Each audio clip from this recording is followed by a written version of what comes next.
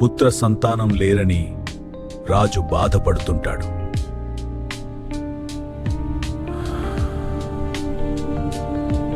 రాజసభలో మహర్షులు చేరి రాజు బాధకు పరిష్కారం చూపాలని నిర్ణయించారు.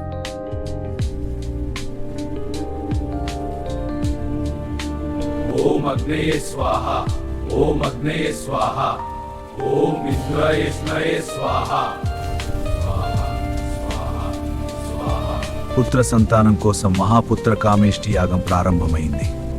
ఓం సర్వే ఇల ప్రాప్తిహేయ. యాగాగ్నిలో నుండి అగ్నిదేవుడు పాయసంతో ప్రత్యక్షమై అందరినీ ఆశ్చర్యపరిచాడు.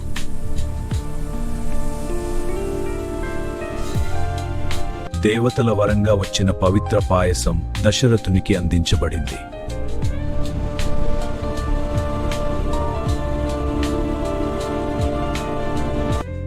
రాజు ఆ దివ్య పాయసాన్ని తన మహారాణులకు భక్తితో పంచాడు.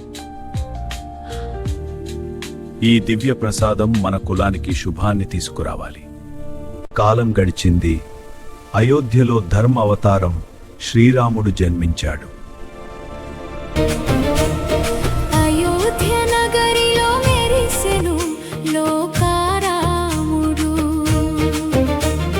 దశరథ నందనుడు ధర్మస్వరూపుడు.